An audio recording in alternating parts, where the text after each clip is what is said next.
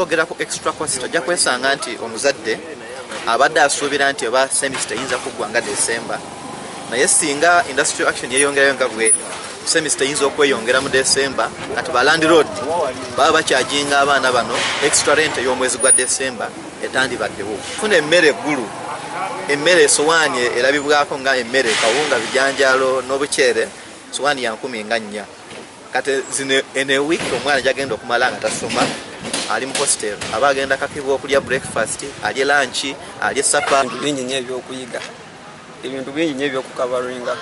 Teba lecturers balina okutokipayinga okumala akadde, ate ebbanga ery'emyezi 4 terimala kukipayinga. You spend the whole day ng'otambula butambuzi, ate then n'okomawo n'enkeera, ate n'otambula buto.